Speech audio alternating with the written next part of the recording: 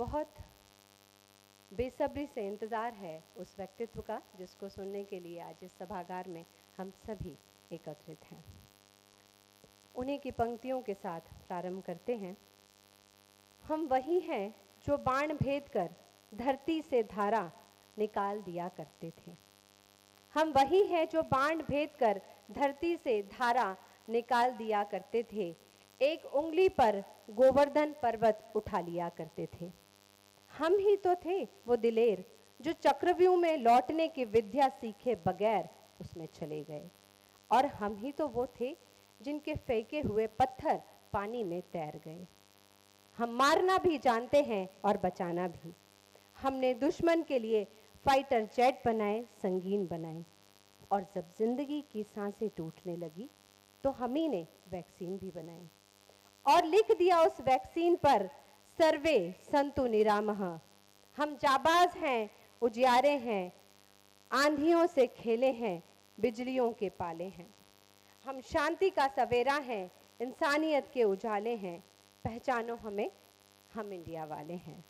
पंक्तियां हैं मनोज मुंतशिर शुक्ला द्वारा रचित। आज ऐसा ही स्वर्णिम अवसर भोपाल शहर के पास है। Manoj Muntashir is an eminent lyricist of Bollywood, a national award winner. He has given the country's most favorite patriotic song, Teri Mitti, and various hit songs of Indian cinema. Manoj Muntashir is one of the most celebrated writer at present. He is loved for his TV appearances in Indian Idol and as the judge of India's Got Talent. His upcoming films are Adipurush, Maidan, Emergency, Chanakya and many more. और अब मैं जिन्हें आवाज देने जा रही हूं, बॉलीवुड के प्रख्यात गीतकार जिन्होंने 300 से ज्यादा ब्लॉकबस्टर सॉन्ग्स दिए हैं, कलम के वास्तविक बाहुबली जिनके लिखे डायलॉग्स आज भी हर आम आदमी की जबान पर है। इससे ज्यादा मैं कुछ नहीं कहूंगी। अब जो कहेगा ये वीडियो कहेगा।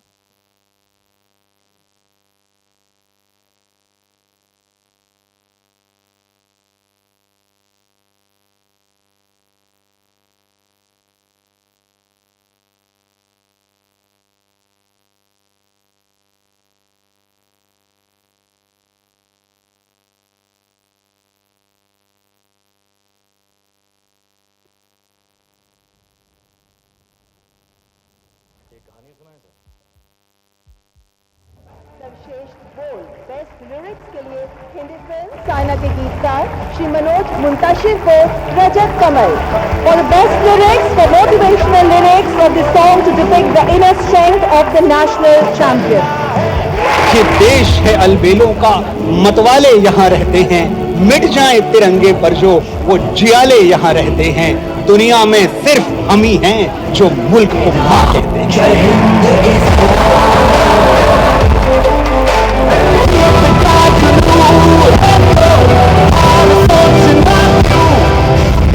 देखो मुल्क मराठों का ये यहाँ शिवाजी डोला था, मुगलों की ताकत को अपनी तलवारों पे तोला था। छत्रपति शिवाजी महाराज की जय।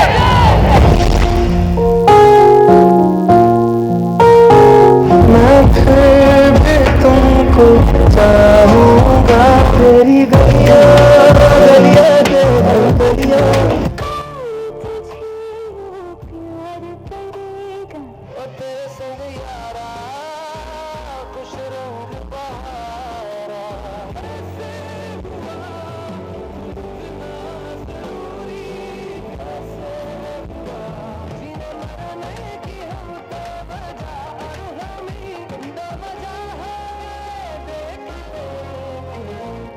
महीने जिसने तुम्हें पेट में रखा, 3 साल हथेलियों पर और जिंदगी भर दिल में, उसे कमरे में नहीं पलकों पे रखना मेरे दोस्त हमेशा।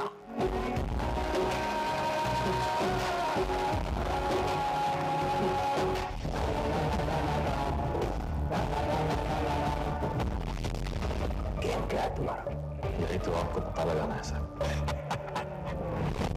औरत पर हाथ डालने वाले की उंगलियां नहीं काटते, काटते हैं उसका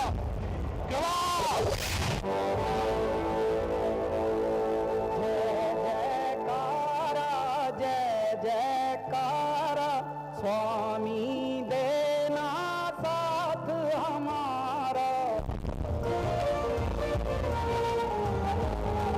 ओ देश मेरे तेरी शान पे सदके, कोई धन है क्या तेरी धूल से बढ़ के। ये अर्ज है दीवाने की, जहां भोर सुहानी देखी, एक रोज वहीं मेरी शाम हो। कभी याद करे जो जमाना, माटी पे मर मिट जाना, तो जिक्र में शामिल मेरा नाम तो। तेरी शान पे सदके, कोई धन है क्या तेरी धूल से बढ़ के। हमारे नाम पर ढोलक बजेगी दो जहानों में, मरेंगे यूं कि हम जिंदा रहेंगे दास्तानों में। हिंदुस्तान को नाज होगा हम दीवानों पर, ऐ माँ भरोसा रखना अपनी संतानों पर, हम तिरंगा गाड़ देंगे आसमानों पर। ओ माई मेरी क्या फिक्र तुझे, क्यों आपसे दरिया बहता है। तू कहती थी तेरा चांद हूं मैं, और चांद हमेशा रहता है।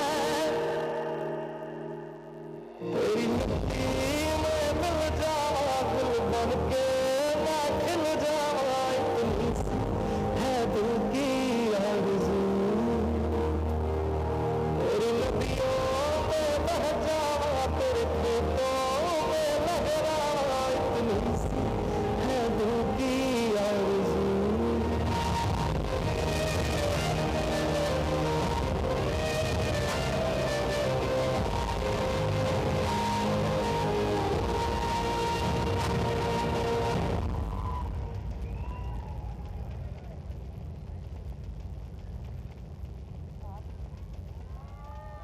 Love you too.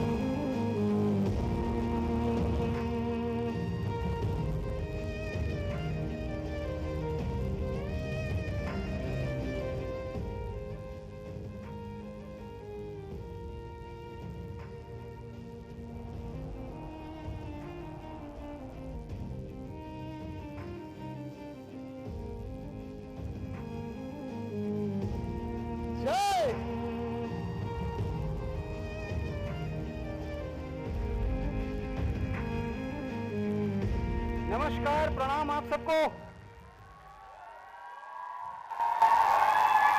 जय हिंद, जय भारत।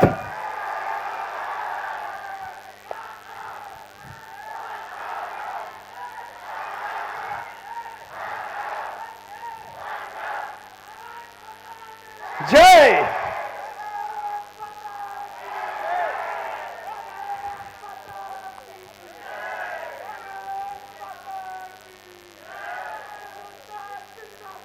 जिंदाबाद जिंदाबाद। राष्ट्र प्रेम का ऐसा उद्घोष, वाह, ये सिर्फ भोपाल में हो सकता है, राजा भोज की नगरी भोपाल।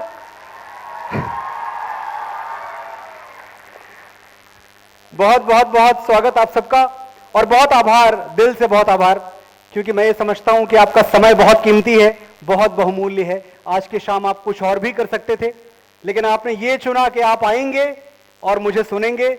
दिल से आपका अभिनंदन, दिल से आपका आभार। साथियों, मैं भोपाल पहले भी आया हूं। पिछले साल भोपाल आया था मैं, सर्दियों का मौसम था, पहली बार तभी आया था मैं भोपाल।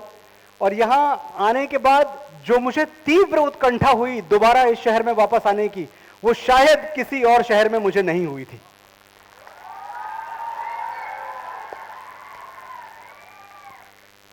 इतना सुंदर, इतना साफ सुथरा, इतना सहेज के रखा हुआ शहर, जो कि सिर्फ सरकारों के और प्रशासन के सहेजने से नहीं होता। भोपाल वालों ने भोपाल को अपने दिल में रखा है और इसीलिए उनके दिल की तरह भोपाल भी इतना साफ सुथरा और स्वच्छ है।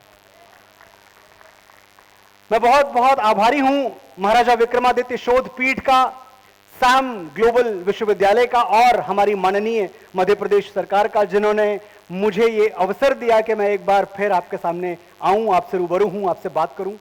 मैं देख रहा हूं ये जो कुर्सियां आपने भर दी हैं, यहां से वहां तक, पहली पंक्ति से अंतिम पंक्ति तक, बहुत ज्यादा अच्छा लग रहा है भरी हुई कुर्सियां देख के। हाँ, तालियां बजा लें अपने लिए।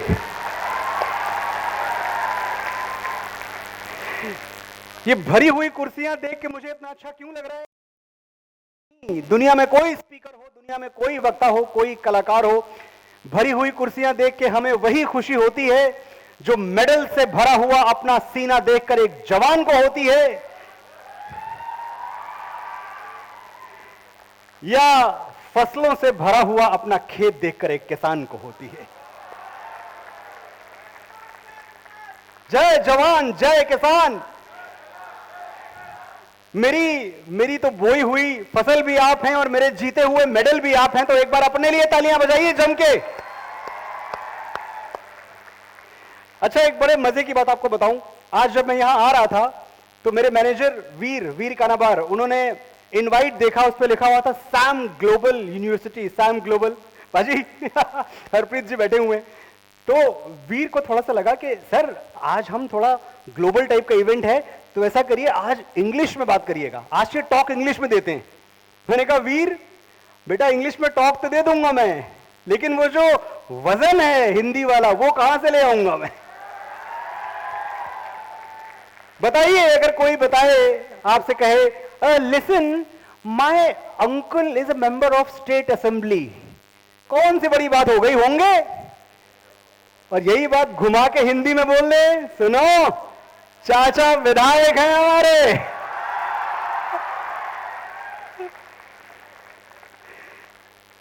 तो ये फर्क है। भाषा बदलने से क्या क्या बदल जाता है। साथियों, आज जो विषय मुझे दिया गया है बात करने के लिए, भारत की ज्ञान परंपरा और उसका वैभव, यह विषय मेरे मन के बहुत करीब है और आपके मन के भी करीब होगा। लेकिन एक डिस्क्लेमर मैं पहले डाल दूं कि मैं भारत की ज्ञान परंपरा पर कोई भाषण, कोई उपदेश देने के लिए यहां नहीं आया हूं। यह भोपाल है, यहां मुझे कोई अनपढ़ और अज्ञानी कभी मिला ही नहीं। तो ऐसा नहीं कि आप लोग मुझसे कम जानते हैं इसलिए मैं आपको कुछ बताऊंगा, ऐसा बिल्कुल नहीं है। आप सब उतना ही जानते हैं जितना मैं जानता हूं, या मुझसे ज्यादा जानते होंगे। लेकिन मेरी एक भूमिका है, और मेरी भूमिका यह है कि जो आप जानते हैं वही मैं आपको रिमाइंड कराऊंगा, वही मैं आपको याद दिलाऊंगा।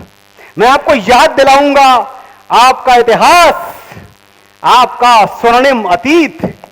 मैं आपको याद दिलाऊंगा कि आप कौन हैं और क्या वैश्विक योगदान है आपके भारत का, मेरे भारत का। जब जीरो दिया मेरे भारत ने दुनिया को, तब गिनती आई। सही कह रहा हूं मैं? अब आर्यभट्ट का नाम थोड़ी बताना है मुझे, भोपाल वालों को सब जानते हैं। जब जीरो दिया मेरे भारत ने दुनिया को, तब गिनती आई। तारों की भाषा भारत ने दुनिया को पहले सिखलाई। नासा कितना भी क्लेम करता रहे, ये तो मैं और आप भी जानते हैं कि 7,500 वर्ष पहले भगवान राम की जन्मपत्री बना के रख दी थी हमारे ऋषि ने, वाल्मीकि जी ने।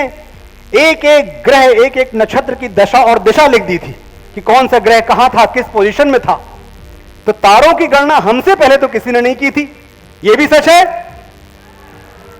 जब जीरो दिया मेरे भारत ने दुनिया को, तब गिनती आई। तारों की भाषा भारत ने दुनिया को पहले सिखलाई। देता न दशमलव भारत, तो यूं चांद पे जाना मुश्किल था। आप दिखाते रहे वो वीडियोस, आपके नासा वाले जहां वो स्पेस सूट पहन के लोग फुदक रहे हैं। सच हमें भी पता है और सच यहां बैठे हुआ हर कोई जानता है कि एक डेसिमल खाली अगर भारत के गणितज्ञों ने न दिया होता, decimal, Aryabhata and many others, बहुतों का कंट्रीब्यूशन है डेसिमल देने में, एक डेसिमल हमने न दिया होता तो कौन सा अमेरिका चांद पे पहुंचता। कभी वो अंदाजा ना लगा पाते कि चांद से धरती का जो डिस्टेंस है ये है कितना, कैलकुलेट करना मुश्किल था, वहां जाना छोड़िए। देता न दशमलव भारत तो यूं चांद पे जाना मुश्किल था, धरती और चांद की दूरी का अंदाजा लगाना मुश्किल था। सभ्यता जहां पहले जन्मी है जहां पे कला, अपना भारत वो भारत है जिसके पीछे संसार चला। भारत माता की वंदे। और देखें त्रासदी कि मेरा और आपका यही भारत जिसके पीछे संसार चला। कुछ बुद्धिजीवी बरसों बरस हमारे कान में मंत्र फूंकते रहे कि तुम्हारा तो कुछ था ही नहीं, तुम्हें तो कुछ आता ही नहीं था, तुम्हारे पास तो अपना कहने को कुछ नहीं है, ना तुम्हें लिटरेचर आता था, ना तुम्हें पोइट्री आती थी, ना तुम्हें अदब आता था, ना तुम्हें आर्किटेक्चर आता था, कुछ नहीं था तुम्हारे पास। सब कुछ ये जो कुछ विदेशी आक्रमणकारी जो हमें लूटने आए थे, इनका उपकार माने हम, हमें ये समझाया जाता है, इनका एहसान मानो। अगर ये ना आ गए होते तो तुम्हारे पास कुछ नहीं होता। और फिर मैं लौटता हूं कि जो पहला संग्रहित काव्य है, जिसको पहला ऑर्गेनाइज पोइट्री आप दुनिया की कह सकते हैं, वो वाल्मीकि रामायण है। वो किसने लिखी थी? हमारे ही ऋषि ने लिखी थी, मेघदूत। वाल्मीकि जी यहां हैं, मैं वाल्मीकि जी के दर्शन कर लूं। आप सोचें कि पहली कविता, पहली ऑर्गेनाइज पोइट्री हमारे देश में लिखी गई। और मेघदूत यहीं मध्य प्रदेश की धरती पे खड़ा हूं मैं। आप सबको पता है कि कालिदास आपके ही हैं। 2500 साल पहले मेघदूत यहां लिख दिया गया। आप हमको बताते हैं कि भैया शायरी हमने तुमको दी, वरना तो तुम्हें लिखना नहीं आता था, तुम्हें मिसरा सीधा करना नहीं आता था, म्यूजिक नहीं आता था आपको, म्यूजिक आपको हमने दिया। बताइए, नाद को ब्रह्म कहने वाली पहली संस्कृति है हम। किसने कहा कि नाद ब्रह्म है? हमसे पहले किसी के वहमो गुमान में नहीं था। सामवेद जो पहला एक लिटरेचर है जो पूरी तरह से म्यूजिक पे लिखा गया है। संगीत का पहला शास्त्र कहते हैं सामवेद को। किसने लिखा भैया? कहां से आया? हमारा है। और फिर भी आप हमको बताते हैं कि नहीं नहीं, तुम्हारे पास अपना कुछ नहीं है।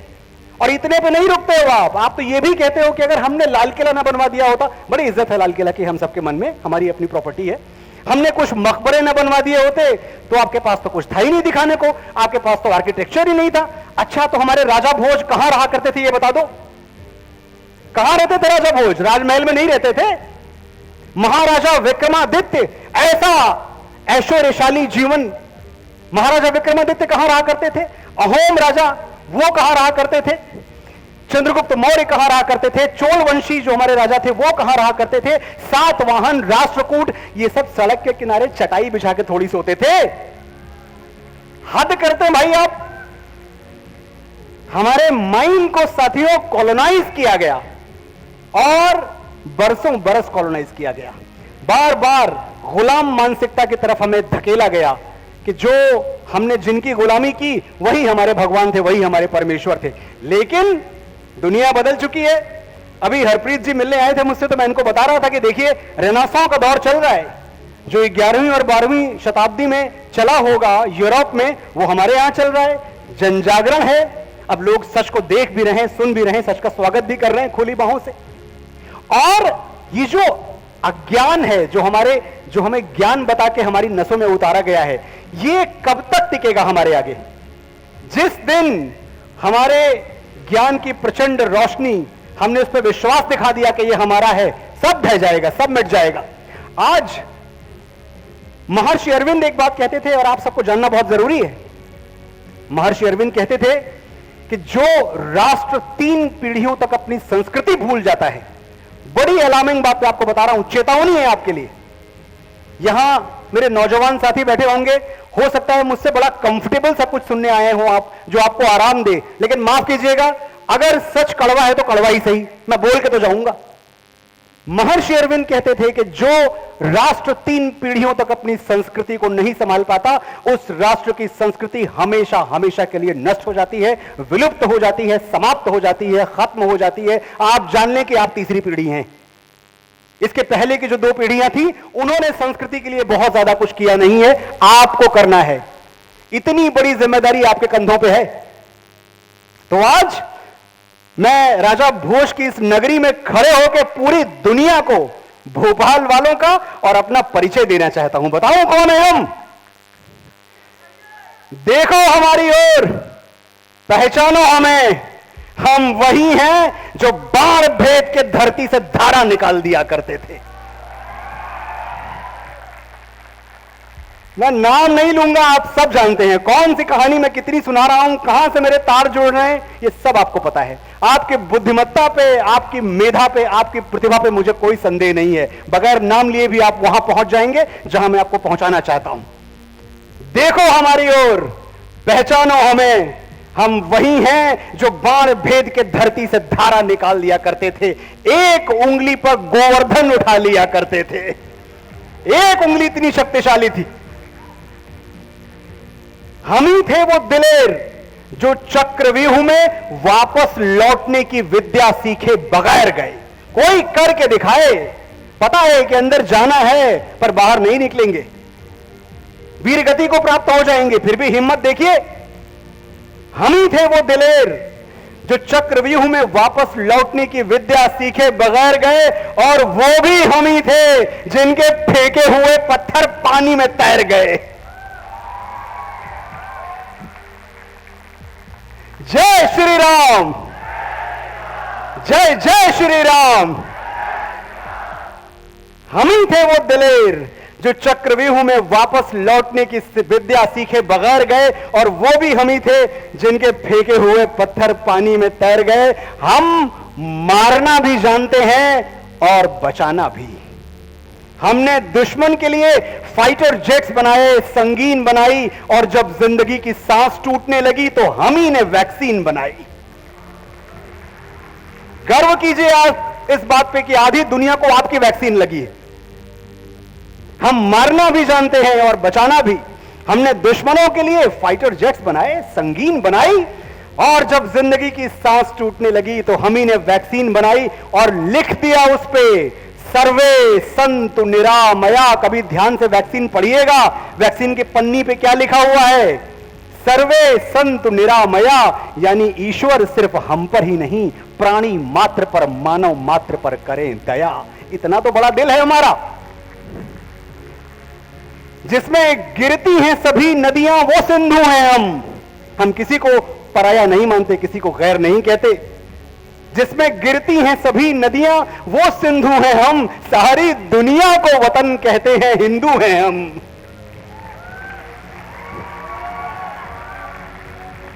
अयम निजः परो वेति गणना लघुचेत साम, उदार चरिता नामता वसुधैव कुटुंबकम। याद रखिएगा, हम छोटा नहीं सोचते। जिसमें गिरती हैं सभी नदियां वो सिंधु हैं हम, सारी दुनिया को वतन कहते हैं, हिंदू हैं हम। हाँ, हम शांति का सवेरा हैं, मानवता के उजाले हैं, पहचानो हमें, हम भारत वाले हैं। यही एक परिचय। ये समझ लीजिए, जितनी देर मैं यहां बोल रहा हूं ना, मैं कविता सुनाने आपको नहीं आया। कविताएं आप बहुत अच्छी अच्छी सुन लेंगे, और बहुत बड़े बड़े लोग हैं मुझसे बड़ा अच्छा लिखने वाले। मेरा मिशन कुछ और है। मुझे मेरे साथ मेरे साथी चाहिए। मुझे वो लोग चाहिए जो मेरी आवाज में आवाज मिलाएं, जो भारत माता के भक्त हों। एक परिचय आपका है कि आप भारतवासी हैं। ये परिचय जिस दिन आप देना सीख गए, वो जो हमने सपना देखा है ना कि जब सेंटेनरी सेलिब्रेशन होगा, जब 100 साल पूरे होंगे हमारी आजादी के, तो हम विश्व गुरु बन चुके होंगे। उस विश्व गुरु बनने की दिशा में पहला कदम आप ये उठाएं कि आज से आपका सिर्फ एक परिचय है कि आप भारतवासी हैं, दूसरा कोई परिचय नहीं है आपका। I am a North Indian, I am a South Indian. मुझे आज तक ये कॉन्सेप्ट समझ में नहीं आया कि ये नॉर्थ इंडिया और साउथ इंडिया क्या है। ये तो ऐसा लगता है जैसे नॉर्थ कोरिया और साउथ कोरिया दो अलग अलग देशों की बात हो रही है। मुझे तो नहीं लगता कि हम अलग अलग देश हैं। मुझे नहीं लगता कि वाइजैग, विशाखापट्टनम और वाराणसी ये कोई अलग अलग देशों में है। ये सब हमारा है। परिचय कैसे बदलेंगे आप? हम जब तक शब्दों की मीमांसा नहीं करते, जब तक हम शब्दों की गहराई में जाके उनका अर्थ नहीं समझते, हम लगातार गलतियां करते रहते हैं। ये गलती हमसे होती है, मुझसे भी होती है, आप सबसे भी जाने अनजाने होती है। I am a North Indian, I am a South Indian. जी नहीं, परिचय ये है, I am an Indian from north, I am an Indian from south. अंतर है कि नहीं? नॉर्थ इंडियन नहीं है आप, भारत पहले, इंडिया पहले। सिर्फ ज्योग्राफी आपकी बताई जाती है, बाकी दूसरी कोई सूचना नहीं मिल रही है इस लाइन से। जब आप कहते हैं आई am an Indian from north, जब आप कहते हैं आई am an Indian from south, तो आप भारत माता को सही ट्रिब्यूट दे रहे हैं। तो आज से ये बदलेगा, मैं उम्मीद करूं। गर्व से कहिएगा, गर्व से कहिएगा कि आप भारत से आते हैं। हमने देखा कुछ दिनों पहले अमेरिका में एक कॉमेडियन ने आई कम फ्रॉम एन इंडिया, पता नहीं क्या क्या विलक्षण बातें भारत की बता दी। शर्म से मेरा सर झुक गया था ये सोच के कि कैसे लोग हैं जो सिर्फ कुछ तालियों और कुछ वाहवाहियों और कुछ पैसों और कुछ डॉलर्स के लिए देश की इस्मत, देश की आबरू, देश की इज्जत बेच देते हैं। लेकिन आपका परिचय वो नहीं है। I come from two Indias, that is not how you will introduce yourself. How you will introduce yourself? मैं उस भारत से आता हूं जिसके होठों पे गंगा और हाथों में तिरंगा है।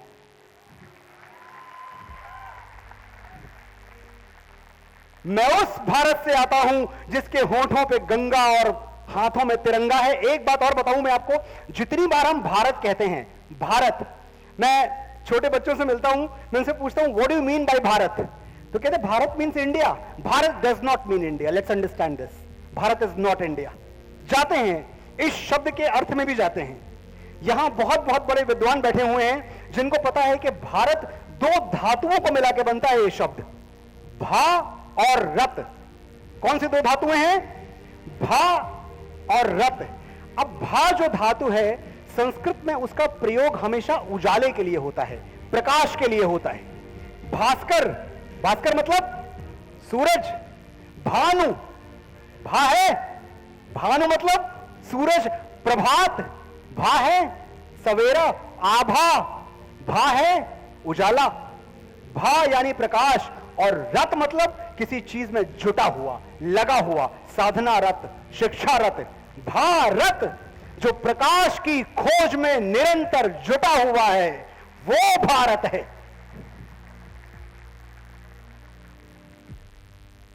मेरे सामने आने वाले कल के कई दिए, कई प्रकाश स्तंभ बैठे हुए हैं।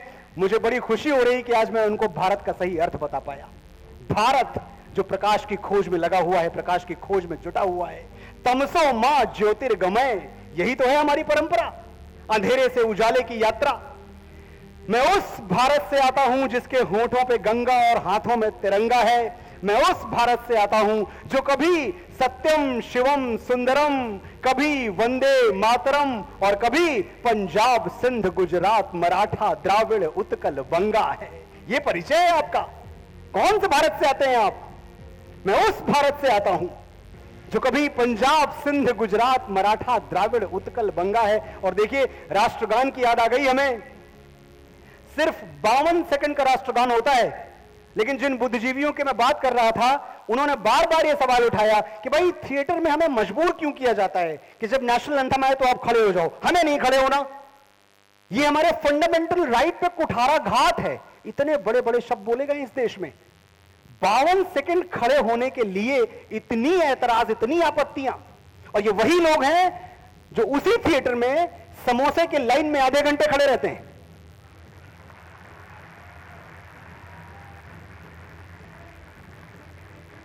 बावन सेकंड खड़े होने में तुमको है ऐतराज बड़े। 52 सेकंड खड़े होने में तुमको है ऐतराज बड़े। सियाचिन की सरहद पर कोई बर्फ हो गया खड़े खड़े।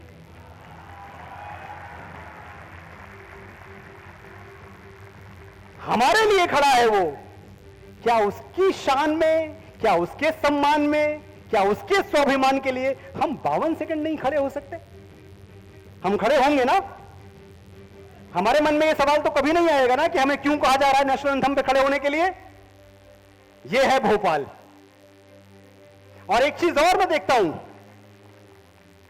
मैंने कहा आपसे कि मैं उस भारत से आता हूं जो कभी सत्यम शिवम सुंदरम, कभी वंदे मातरम और कभी पंजाब सिंध गुजरात मराठा द्राविड़ उत्कल बंगा है। वंदे मातरम पे ऐतराज क्यों है?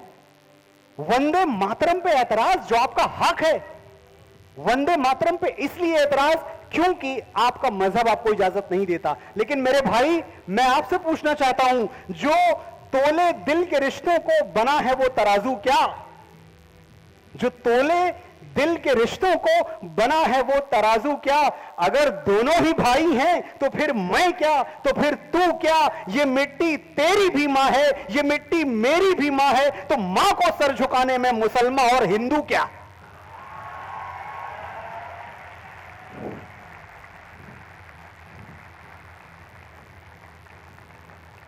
ये मिट्टी तेरी भी मां है, ये मिट्टी मेरी भी मां है, तो मां को सर झुकाने में मुसलमान और हिंदू क्या, और पूरी दुनिया में हम अकेली संस्कृति हैं जो मुल्क को मां कहते हैं। ये भी आपको जान लेनी चाहिए। ये देश है अलबेलों का, मतवाले यहां रहते हैं, मिट जाएं तिरंगे पर जो वो जियाले यहां रहते हैं। दुनिया में सिर्फ हम ही हैं जो मुल्क को मां कहते हैं। जय। और मैं आपको आपका परिचय दे रहा था, परिचय खत्म नहीं हुआ है। मैं उस भारत से आता हूं जो ठुकराए हुए लोगों की शरणस्थली बन जाता है और 7 समंदर पार परदेशियों को भी सिस्टर्स एंड ब्रदर्स कह के बुलाता है।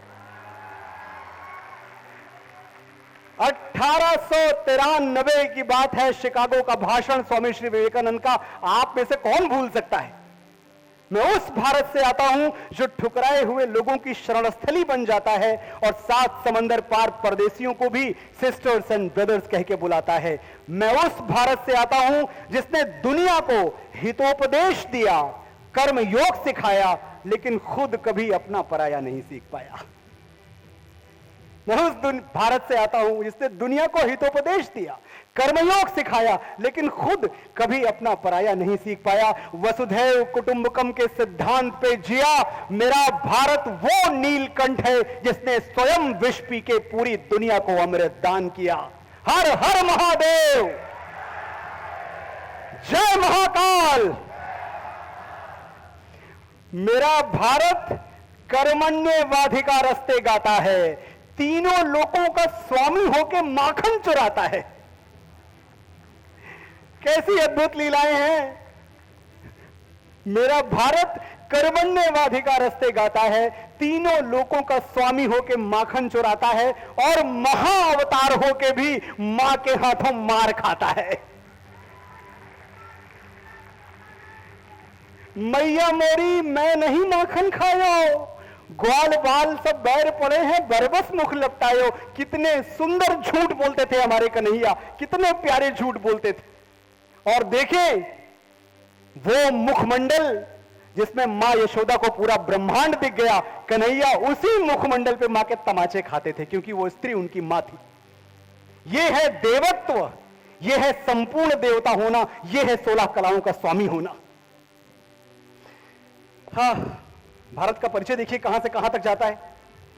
मैं गौतम के भारत से आता हूं।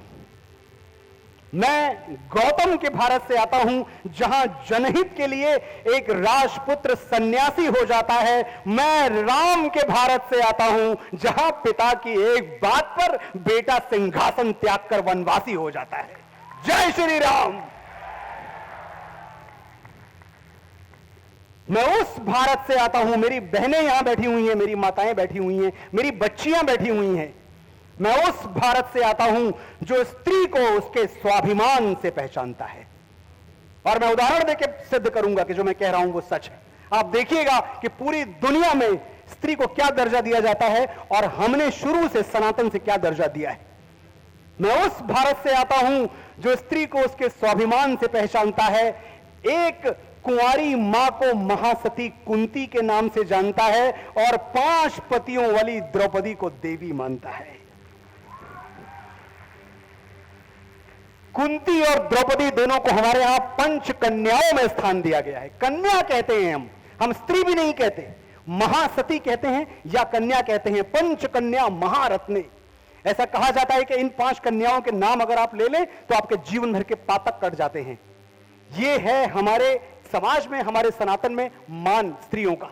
लेकिन मुझे बहुत दुख होता है जब हम देखते हैं कि आज हजारों वर्षों बाद हमारे देश में क्या हो रहा है।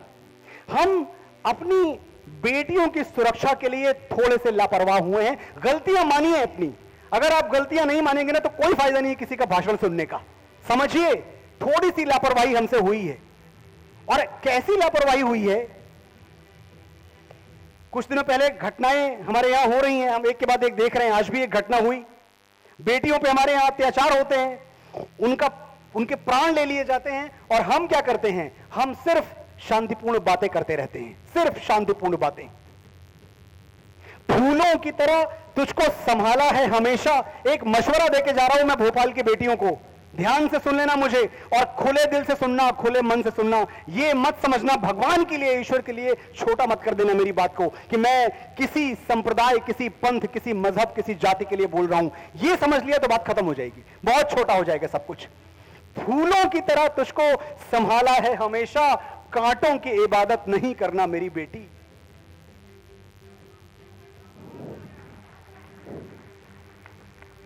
फूलों की तरह तुझको संभाला है हमेशा, कांटों की इबादत नहीं करना मेरी बेटी। 35 टुकड़े होके पहुंच जाए जो फ्रिज में, तू ऐसी मोहब्बत नहीं करना मेरी बेटी।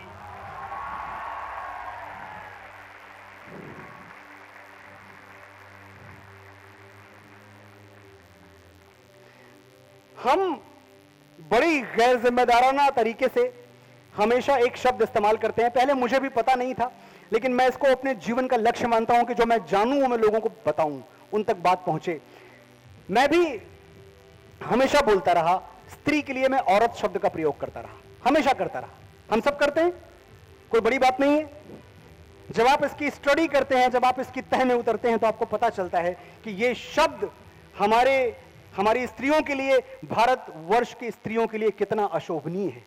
ये अरबी भाषा का एक शब्द है, बड़ी सुंदर भाषा है अरबी, लेकिन कुछ शब्द वैसे संस्कार लिए होते हैं जो संस्कार हमारे साथ नहीं जाते, वो हमारे अपने नहीं है। औरत, ये शब्द अवरा से आता है, अवरा। आप सब अभी गूगल कर सकते हैं, डिक्शनरी में जाकर देख लीजिएगा अवरा का मतलब क्या होता है। अवरा का मतलब होता है योनि। जिसके पास योनि है वो औरत है। सिर्फ एक बॉडी पार्ट से किसी को पहचानना, किसी को संज्ञा देना, सिर्फ एक बॉडी पार्ट से, मुझे शर्म आती है और मैं इनकार करता हूं ये मानने से कि मेरी मां औरत है। मेरी मां स्त्री है, मेरी मां महिला है, मेरी मां औरत नहीं है। और आज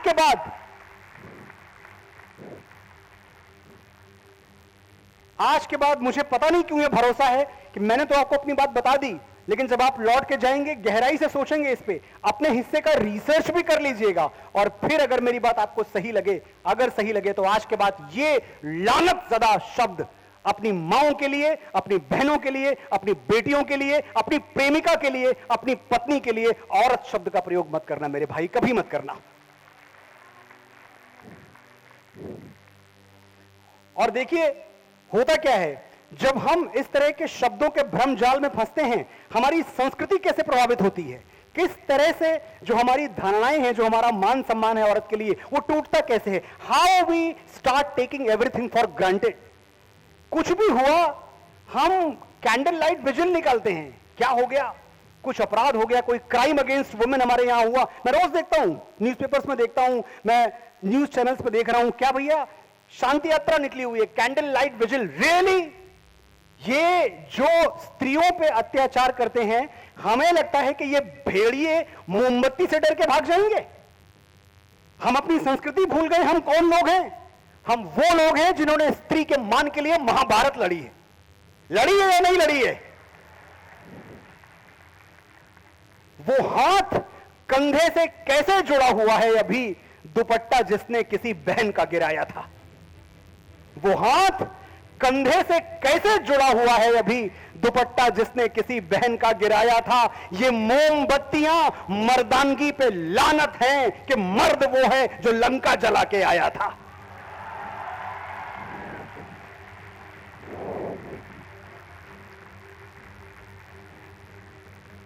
बजरंग बली का जयकारा नहीं बोला तो क्या किया आपने कि मर्द वो है जो लंका जला के आया था। बोलो बजरंग बली की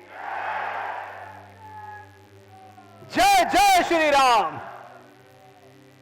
मैं उस भारत से आता हूं जो न कभी रुका, न झुका, न डरा है। मैं उस भारत से आता हूं जो वीरों की वसुंधरा है। मैं उस भारत से आता हूं जो शांति का पहला शंखनाद और मानवता का अंतिम आसरा है। आज अपना परिचय इसलिए दिया क्योंकि प्रणाम करके परिचय देना हम भारतवासियों की परंपरा है।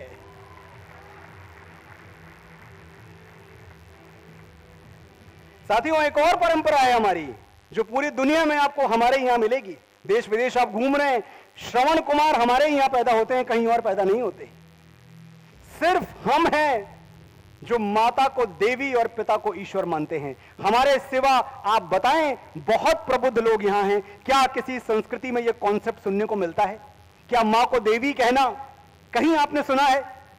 एक तरफ है ये जग सारा, एक तरफ मेरी माई है। और जब मैं ये बातें करता हूं मंचों से तो मैंने कई बार देखा है, क्योंकि लॉजिकल माइंड किक्स इन, होना भी चाहिए, होना भी चाहिए। आप कोई कविता, कोई पोएट्री, कोई बात इसलिए ना कबूल कर लें कि भाई ठीक है अच्छे शब्दों में कही गई है, बिल्कुल नहीं है। आप पढ़े लिखे लोग हैं, आपकी मेधा, आपकी प्रतिभा को नमन है। हमेशा अपना तार्किक दिमाग आप आगे रखें, सोचें, तर्क से भी सोचें। तो मुझे लोग कहते हैं कि ठीक है आप इंडियन आइडल पे आते हैं, अच्छी कविताएं सुनाते हैं, वहां पे हमें बहुत अच्छी लगती है, उतनी देर हम रोते हैं, जज्बाती हो जाते हैं, बाकी बात खत्म। मैंने कहा भाई सिर्फ जज्बाती होने की बात नहीं है, अगर आप मुझसे कहेंगे तो मैं गणना के आधार पे, डेटा के आधार पे, संख्या के आधार पे, नंबर्स के आधार पे यह सिद्ध कर सकता हूं कि मां के प्यार का दुनिया में कोई मुकाबला नहीं। मुझे अगर भोपाल इजाजत दे सिर्फ 2 मिनट में, 120 सेकंड में मैं आज नंबर्स के आधार पर सिद्ध करूंगा कि मां के प्यार का कोई मुकाबला, कोई बराबरी हो नहीं सकती। इजाजत है आपकी तरफ से? देखो मैं मानता हूं कि मेरा समय शुरू हो चुका है, गिनिएगा 2 मिनट। देखो मैं मानता हूं कि दुनिया में कोई रिश्ता छोटा या बड़ा नहीं होता, लेकिन मेरी मां के मुकाबले कोई और खड़ा नहीं होता। क्यों नहीं खड़ा होता मेरी मां के मुकाबले कोई और? कुछ खूबियां बता रहा हूं, अगर आपको लगे कि हां दुनिया की किसी और स्त्री में, दुनिया के किसी और संबंध में आपको ये खूबियां मिलती हैं, तो फिर मैं गलत कह रहा हूं। मुझे कहिएगा कि मनोज मुंतशिर मंच से उतर जाओ। देखो मैं मानता हूं कि दुनिया में कोई रिश्ता छोटा या बड़ा नहीं होता, लेकिन मेरी मां के मुकाबले कोई और खड़ा नहीं होता। मेरे इंतजार में खुली आंखों से बस वही सो सकती है। आपने देखा है अपनी मां को खुली आंखों से सोते हुए? मैंने देखा है। मेरे इंतजार में खुली आंखों से बस वही सो सकती है, मेरे दुख में मुझसे ज्यादा बस वही रो सकती है।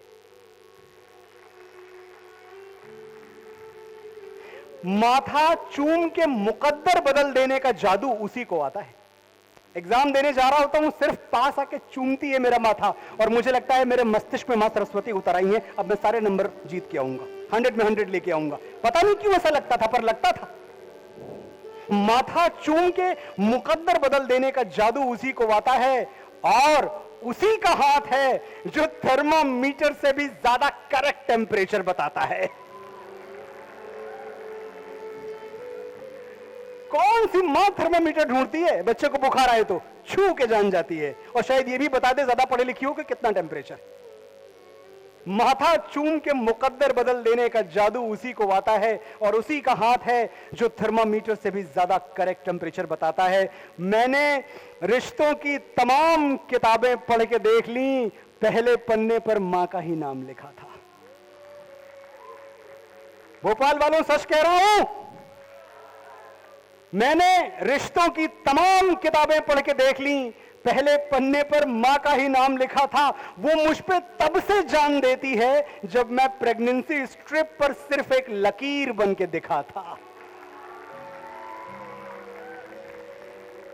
यार इतने पहले से कौन प्यार करता है आपको?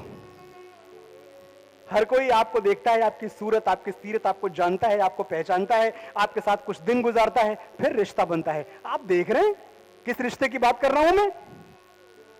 मैंने रिश्तों की तमाम किताबें पढ़ के देख ली, पहले पन्ने पर मां का ही नाम लिखा था। वो मुझ पे तब से जान देती है जब मैं प्रेगनेंसी स्ट्रिप पर सिर्फ एक लकीर बन के दिखा था। हिसाब लगा के देख लो, मैंने कहा था नंबर्स के आधार पे सिद्ध करके जाऊंगा। आज 2 मिनट में सिद्ध कर रहा हूं, अगर मुझे कोई गलत साबित करेगा तो मैं मान जाऊंगा। हिसाब लगा के देख लो, दुनिया के हर रिश्ते में कुछ अधूरा आधा निकलेगा। हिसाब लगा के देख लो, दुनिया की बड़ी से बड़ी मोहब्बतें भुला दी जाती हैं, हम सबको पता है। बड़ा सच्चा प्यार, बड़ा गहरा प्यार, वो लम्हे कितने हंसी थे मगर फिजूल गए, तुम्हें भी याद नहीं और हम भी भूल गए। बड़ी बड़ी मोहब्बतें भुला दी जाती हैं। मोहब्बत 4 दिन की और जुदाई जिंदगी भर की, यही सब सोचता है और कबीरा रोने लगता है। हम कभी देखते नहीं कि जो दुनिया की सबसे सच्ची मोहब्बत है वो हमारे ही घर में बगल वाले कमरे में सो रही है, हम कभी जाते ही नहीं वहां। और आप देखिए, मैं बायोलॉजी की बात कर रहा हूं, मैं ह्यूमन एनाटॉमी की बात कर रहा हूं। एग्जाम्पल्स हैं, ऐसे हजारों केस स्टडीज हैं, यहां डॉक्टर्स बैठे हुए होंगे, जहां पागल खाने में, असाइलम में माओ को बच्चों के नाम याद रहते हैं। खुदा ने यह सिफत दुनिया के हर एक मां को बख्शी है। खुदा ने यह सिफत दुनिया की हर एक मां को बख्शी है। वो पागल भी हो जाए तो बच्चे याद रहते हैं।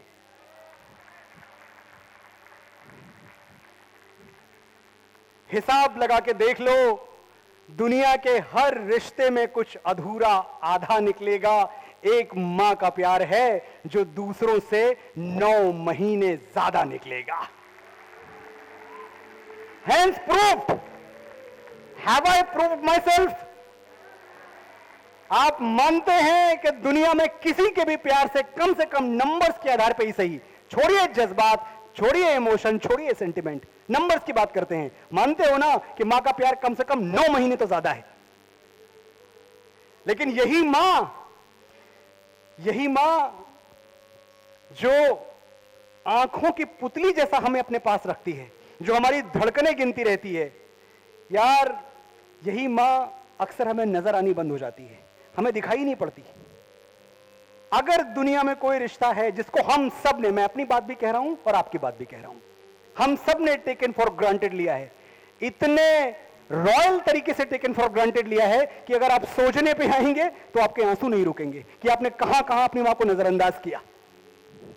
ये मां हमें नजर नहीं आती। क्यों नजर नहीं आती? जो हर वक्त आसपास रहे वो अक्सर नजर नहीं आता।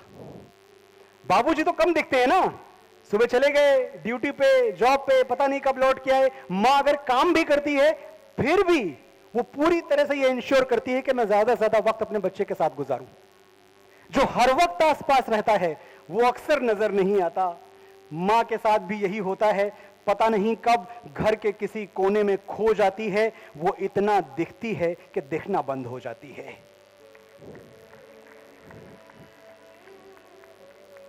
तुमने आखिरी बार उसे आंख भर के कब देखा था? सोच के बताना। और जब मैं कह रहा हूं आंख भर के देखना, तो मैं ग्लांस की बात नहीं कर रहा कि आप ऐसा देखते हुए गुजर गए, मैं आंख भर के देखने की बात कर रहा हूं। पढ़े लिखे लोग हैं आप, समझते हैं मैं क्या कह रहा हूं। तुमने आखिरी बार उसे आंख भर के कब देखा था?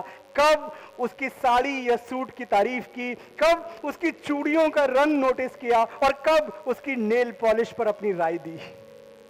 आखिरी बार कब कहा था, मां जच रही हो, बहुत प्यारी लग रही हो? तुम क्या सोचते हो? उसे सिर्फ तुम्हारा कमरा सजाना और तुम्हारा स्वेटर बुनना अच्छा लगता है?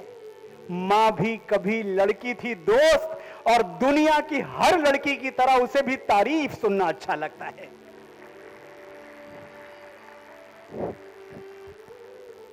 अभी देर नहीं हुई है, जाओ, और तुम्हारी मां से खूबसूरत दुनिया की कोई लड़की हो नहीं सकती, ये सच उसे आज और अभी बताओ। आज बताएंगे आप, और विश्वास मानिए, मां से सुंदर लड़की परमात्मा ने पैदा नहीं की है, बनाई नहीं है। आप कोशिश करके देख लें। और जब आप जाएं, जब अपनी मां के पास आप जाएं, और जो मैं आपको कह रहा हूं ये याद रखें कि हमें लगता है ना टाइम बहुत है, आज नहीं कल, कल नहीं परसों, परसों नहीं अगले दिन, हो ही जाएगा। कभी ना शांति से बैठिएगा, अपना प्लानर या कैलेंडर जो भी आप यूज करते हैं, गूगल कैलेंडर लेके कभी मार्क करने बैठिएगा। आपके दिन महीने साल गुजरने की रफ्तार और मां के दिन महीने साल गुजरने की रफ्तार, दोनों में बहुत अंतर है, बहुत अंतर है दोनों में। उसके दिन महीने साल कितने बचे हैं? वो वीकेंड आप देखेंगे ना कि इतने वीकेंड मां के साथ गुजारूंगा, घबरा जाएंगे, डर जाएंगे आप कि सिर्फ इतने वीकेंड बचे हैं मां के साथ गुजारने के लिए, और फिर भी आपको वक्त नहीं मिल रहा। तो जब आप जाएं तो एक बार एक जोर का टाइट हग उस इंसान को देते हुए आना। कुछ गिर गया है, ये मुझे इशारा कर रहे हैं, ओह ओके, लगा लेता हूं मैं, अभी ठीक है जी, सॉरी। तो जब आप जाएं अपनी मां के पास तो इतनी सी गुजारिश और है कि एक जोर का एक हग, एक प्रणाम, एक प्यार भरा आलिंगन उसे भी देते आइएगा, जिसकी कुर्बानियां लिखने के लिए इतिहासों को स्याही नहीं मिली। मैं पिता की बात कर रहा हूं। जब जब बाबूजी, जब जब पिता की बात आती है हमारे देश में साहित्य खामोश है, फिल्में चुप हैं, म्यूजिक कुछ बोलता ही नहीं, गीतकार कुछ कहते ही नहीं, पिता की तो बात ही नहीं होती हमारे देश में। कौन पिता? वो पिता जो खुशियों के दिनों में हमारा पहला एटीएम है और दुख के दिनों में हमारी पहली लाइन ऑफ डिफेंस। उसके बारे में बात नहीं करते। मुझे याद है, मैंने कभी अपने बाबूजी से यह नहीं पूछा कि आपकी सैलरी कितनी है, और किसी बेटे ने नहीं पूछा होगा सैलरी कितनी है। हम पूछते नहीं थे, बताते थे बाबूजी ये चाहिए, बाबूजी वो चाहिए। आपके मध्य प्रदेश के कवि थे ओम जी, उन्होंने बड़ी अच्छी बात कही थी कि जब पिता आपके साथ होता है तो बाजार के सारे खिलौने आपको अपने लगते हैं। उस पिता के बारे में हम बात नहीं करते। और मेरा एक व्यक्तिगत तजुर्बा है कि जब तक मेरे साथ मेरे बाबूजी हैं, मैं पता नहीं क्यों मेरी सारी घबराहट, मेरा सारा खौफ दूर हो जाता है। हजारों मुश्किलों से लड़ रहा हूं मैं अकेला ही, दुआएं साथ हों जिसके उसे लश्कर नहीं लगता। 84 वर्ष मेरे बाबूजी की उम्र है। अब झुर्रियां गिनना मुश्किल है, लेकिन मेरे बगल बैठते हैं तो मुझे लगता है अब दुनिया की कोई ताकत मुझे छू के दिखाए। मेरे साथ मेरे पापा बैठे हुए हैं। हजारों मुश्किलों से लड़ रहा हूं मैं अकेला ही, दुआएं साथ हों जिसके उसे लश्कर नहीं लगता। मेरे बाबूजी बूढ़े हैं मगर अब भी ये आलम है, वो मेरे पास होते हैं तो मुझको डर नहीं लगता।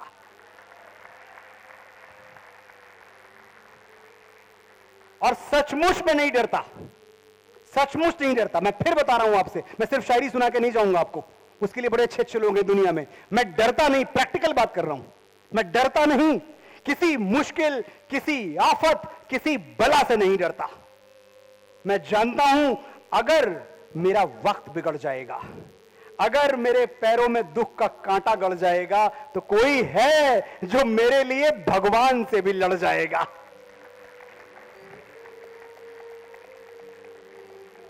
जब तक वो झुर्रियों भरे हाथ मेरे सर पे हैं, मेरा गुरूर जिंदा है, मेरा रवाब जिंदा है। कयामत भी आ जाए तो मेरा क्या बिगाड़ेगी, अभी मेरा बाप जिंदा है।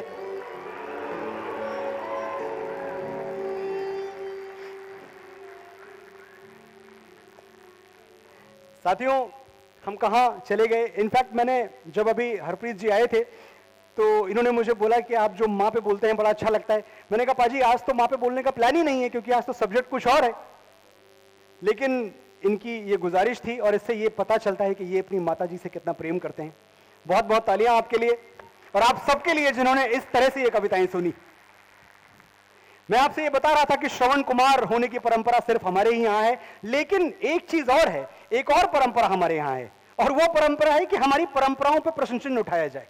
हर बात पे एक सवाल खड़ा करो। मुझे ताज्जुब होता है, आज से तकरीबन 20 साल पहले की बात है, मैं अखबार पढ़ रहा था, जागरण। मुझे वो अखबार का पन्ना तक याद है। चौथे पन्ने पे एक खबर थी कि राम मंदिर का केस चल रहा था और राम मंदिर के केस में जज साहब ने ये पूछा कि you are quoting Ram, but did Ram really exist? क्या राम हुए भी थे? कौन पूछ रहा है?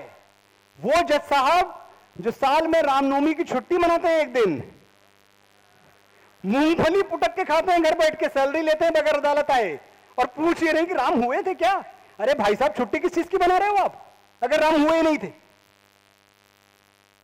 ऐसी ऐसी बातों पर प्रश्न चिन्ह उठाया गया है कि ताज्जुब होता है हमें आज। लेकिन हां, ये हमारा दुर्भाग्य है कि हमने कसाब जैसे नर पिशाच देखे तो हमने एपीजे अब्दुल कलाम जैसे देव पुरुष भी देखे।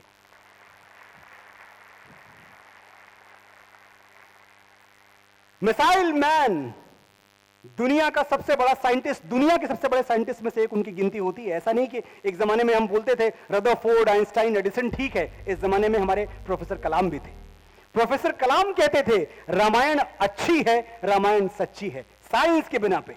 मैंने आपसे बोला कि जो आपका तार्किक दिमाग है उसको घर छोड़ के मत आइए, उसको रखिए अपने साथ। एक सॉफ्टवेयर था तारामंडल सॉफ्टवेयर। तारामंडल सॉफ्टवेयर पे गणना करके एपीजे अब्दुल कलाम ने, सरोज बालाजी हैं, उन्होंने बहुत काम किया है इस पे, ये नाम आपको जानना चाहिए। एपीजे अब्दुल कलाम ने प्रूव किया कि ये जो गिनतियां हैं जो बाबा वाल्मीकि ने लिख दी हैं, इनको नासा के सॉफ्टवेयर में भी डाल दोगे ना तो एग्जैक्टली वही गिनतियां निकलेंगी जो बाबा ने लिखी थी, ना एक इधर ना एक उधर।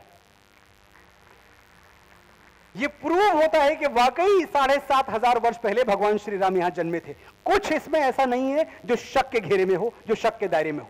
अच्छा, एक बात मैं आपको और बताऊं, देखिए जो मजाक उड़ाते हैं ना, मजाक बहुत तरह के हैं। अरे कहते हैं भैया समुद्र सेतु बना, समुद्र पे पुल बना लिया। एक चीज मैं आपको बताता हूं, चलिए अतीत की बात छोड़ते हैं, भविष्य की बात करते हैं। अगर भविष्य में कभी यह तय किया गया कि भारत और श्रीलंका, इन दोनों देशों को पुल से जोड़ा जाए, ब्रिज से, तो आप जानते हैं कि जो इंजीनियर होगा उस दौर का, वो एक बात कहेगा कि 2 शर्तें हैं पुल बनाने की। पहली शर्त यह है कि शॉर्टेस्ट डिस्टेंस ढूंढना, इस किनारे से और उस किनारे के बीच में सबसे छोटा डिस्टेंस कौन से है, सबसे छोटी दूरी कौन सी है, वो ढूंढो। जब आप ढूंढेंगे वो दूरी तो आपको पता है, ध्यान से सुनिएगा, आपको एग्जैक्टली वही लोकेशन, वही जगह, वही स्पॉट मिलेगा जहां के श्री वाल्मीकि ने लिखा था कि यहां से पुल शुरू हुआ और वहां तक पहुंचा। सिर्फ 32 किलोमीटर रह जाता है श्रीलंका रामेश्वरम से, सिर्फ 32 किलोमीटर। कभी अगर मौसम साफ हो, आप इस तरफ खड़े हो तो उस तरफ की जलती हुई लाइट्स दिखाई पड़ती हैं। एक चीज और क्या कहते हैं कि हाँ ठीक है ये तो हो गया, लेकिन यही इसी जगह पे पुल क्यों बना? क्योंकि पुल बनाने के लिए एक और बात है, 2 करंट्स एक दूसरे को जब तक क्रॉस ना करें, मैं साइंस की बात कर रहा हूं, जब तक क्रॉस ना करें 2 करंट्स, ताकि रेत का इरोजन ना हो, तब तक पुल बनाना थोड़ा सा एक सही आइडिया नहीं है। एक करंट इधर से आनी चाहिए, एक करंट उधर से आनी चाहिए, उसी इंटरसेक्शन पे पुल की बुनियाद पड़नी चाहिए। अरेबियन सी और बे ऑफ बंगाल जहां एक दूसरे को इंटरसेक्ट करता है, एग्जैक्टली उसी जगह पर बाबा वाल्मीकि ने लोकेशन बताई आपको पुल की, एग्जैक्टली उसी जगह पे। और फिर कहते हैं कि पत्थर पानी में तैरते हैं, ये क्या मजाक है? भाई साहब एक काम करो, आज चले जाना अगली फ्लाइट बुक करके, कोरल स्टोन्स भरे हुए हैं वहां। कोरल स्टोन्स तब नहीं, आज भी पानी पे तैरते हैं, फेंक के देख लो। इतनी बातें, इतने सवाल, इतने प्रश्न चिन्ह। हमारे जो यहां साथी हैं, नौजवान साथी, आप में से बहुत लोग अपने रोल मॉडल्स ढूंढते रहते हैं, ढूंढना ही चाहिए। आपको आपके नायक मिलने बहुत जरूरी हैं, क्योंकि उन्हीं के साथ आप आगे बढ़ेंगे, उन्हीं की रोशनी में आप आगे बढ़ेंगे। मैं कहता हूं राम को अपना नायक बनाइए। ज्ञान परंपरा की बात कर रहे हैं ना हम, भगवान श्री राम को अपना नायक बनाइए। जो राम से सीखता है वो सच्चिदानंद हो जाता है, जो राम से सीखता है वो विवेकानंद हो जाता है। मुझे एक बार फिर वही 1893 याद आ रहा है, वही शिकागो याद आ रहा है। स्वामी विवेकानंद पढ़ने लिखने के कितने शौकीन थे तो पता ही है आपको। एक दिन शिकागो में किसी से कहते हैं कि अच्छा ये बताइए सबसे बड़ी लाइब्रेरी कौन सी है यहां शिकागो में? तो किसी ने बताया कि भैया यहां जाके राइट लेंगे, लेफ्ट लेंगे, उधर एक स्क्वायर आएगा, उधर जो लाइब्रेरी है सबसे बड़ी लाइब्रेरी वो है। स्वामी जी जा पहुंचे लाइब्रेरी में, शिकागो की सबसे बड़ी लाइब्रेरी में। जब लाइब्रेरियन ने देखा कि एक भगवाधारी शिकागो की लाइब्रेरी में पहुंच गया है, वो हंसा, जो मखौल उड़ाना था वो उड़ाया, और उसने सिर्फ इस बात के लिए कि हमने सुना है कि ये जो भगवाधारी होते हैं, जो संत परंपरा के लोग होते हैं भारतवर्ष के, ये बड़े शांत स्वभाव के होते हैं, ये उग्र नहीं होते, इनको क्रोध नहीं आता। आज टेस्ट करते हैं। क्या किया लाइब्रेरियन ने? एक टेबल पे कई धर्म ग्रंथों की किताबें जो थी एक के ऊपर एक लगा के रख दी, कई सारे धर्म ग्रंथ, और शरारत देखिए, सबसे ऊपर रखी बाइबल, सबसे नीचे रखी श्रीमद् भगवत गीता।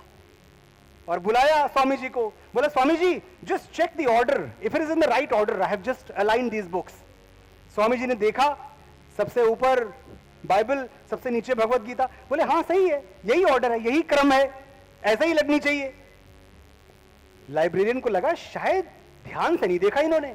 लाइब्रेरियन ने दोबारा दिखाया, स्वामी जी गौर से देखिए, सबसे ऊपर बाइबल है, सबसे नीचे गीता है। स्वामी जी ने कहा ऐसा ही होना चाहिए। ये जो बाइबल सबसे ऊपर है ना, ये अगर गिर भी गई तो नीचे की किसी किताब को कोई फर्क नहीं पड़ेगा, लेकिन अगर गीता इंच भर खिसक गई तो सारी किताबें गिर जाएंगी।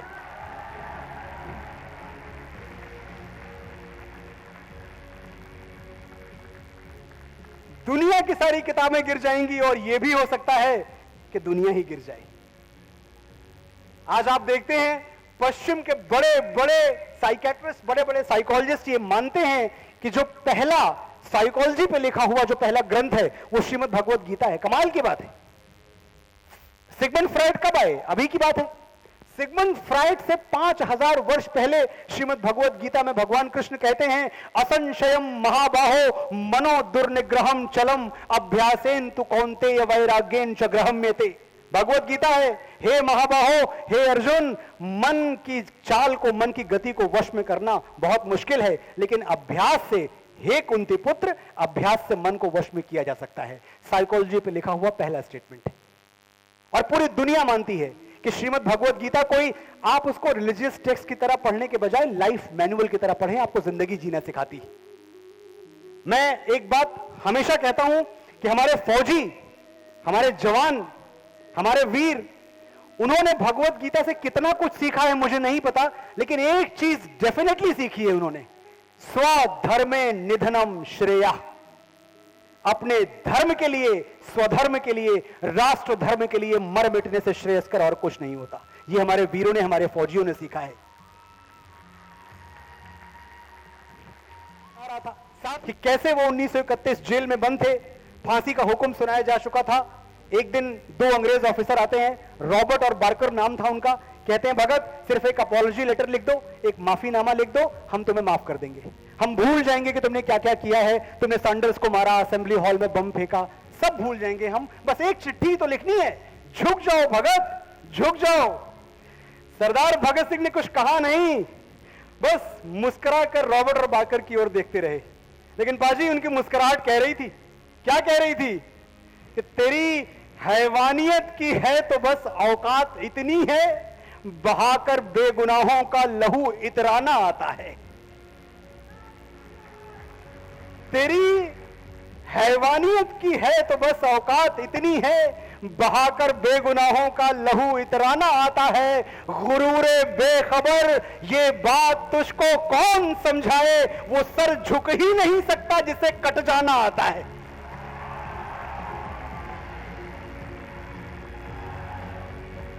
सरदार भगत सिंह अमर रहे।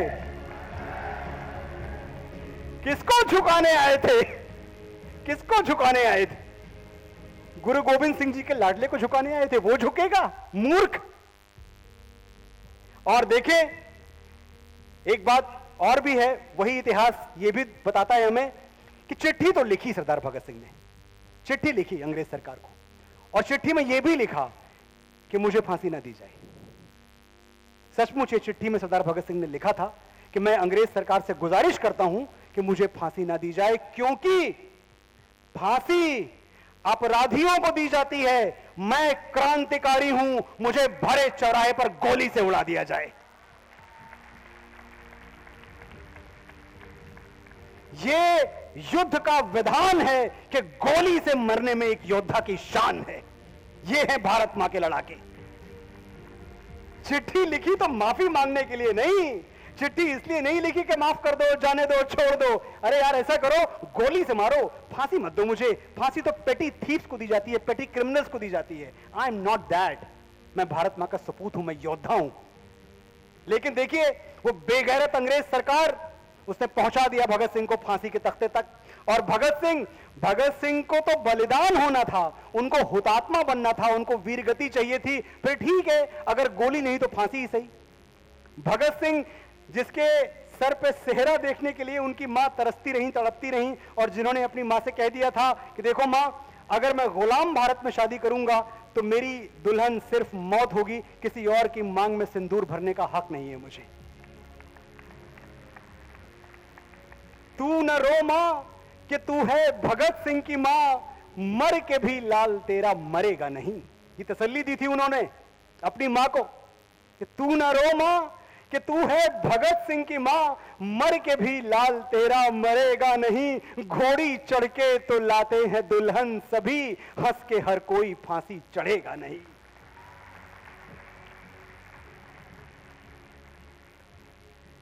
सरदार भगत सिंह ने जब फांसी का फंदा देखा तो ऐसी दीवानगी से फांसी का फंदा चूमा है जैसे मेहंदी से रचे हुए अपनी दुल्हन के हाथ चूम रहे हो। ऐसी जवां मर्दी, ऐसा लड़ाका। ऐ दुल्हन मैं राख बन सतलज नदी में बह गया। दुल्हन कहा था मौत को कि ऐ दुल्हन मैं राख बन सतलज नदी में बह गया, पूछ मत तेरी जुदाई दिल पे कैसे सह गया।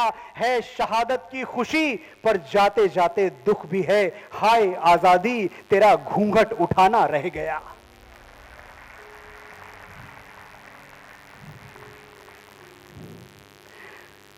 भगत सिंह झुके नहीं साथियों, झूल गए।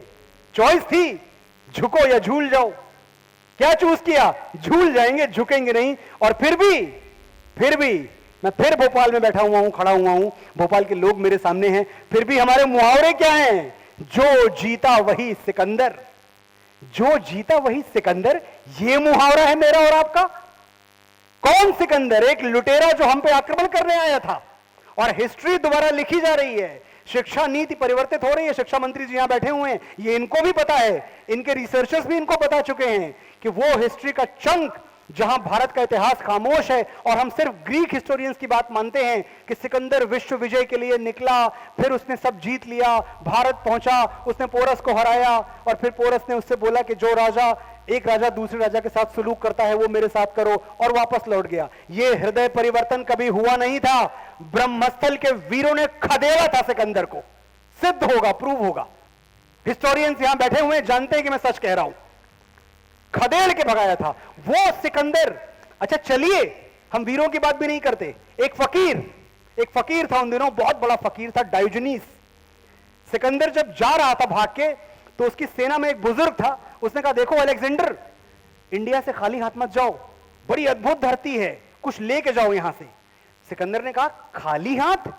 ये इतना तो लूट चुका हूं मैं, जो लूट पाया, अब भगा दिया पोरस ने, अब लौट जाते हैं, इतना बहुत हो गया। उसने कहा, देखो ये जो तुम कंकड़ पत्थर मुझे दिखा रहे हो ना कि सोने चांदी हीरे जवाहरात लूट लिए, ये तो तुम्हें कहीं भी मिल जाएंगे। भारत की सबसे बड़ी महिमा है भारत का ज्ञान, भारत का दर्शन, भारत की फिलॉसफी, वो लेके जाओ यहां से। अच्छा तो कैसे लेके जाएं? कौन है इस वक्त का सबसे बड़ा ज्ञानी? जहां सिकंदर था वहां एक बहुत बड़ा चिंतक था, एक विचारक, उसका नाम था डायोजनीस। हिस्ट्री पढ़ेंगे आप जानेंगे। पता चला कि डायोजनीस को साथ लेके चलते हैं, सीधे लेके जाएंगे, आदमी लेके उठा के लेके चले जाएंगे जो रोज मुझे ज्ञान देगा। सिकंदर को पता चला कि डायोजनीस एक नदी के किनारे धूप सेक रहा है, लेटा हुआ रेत पे।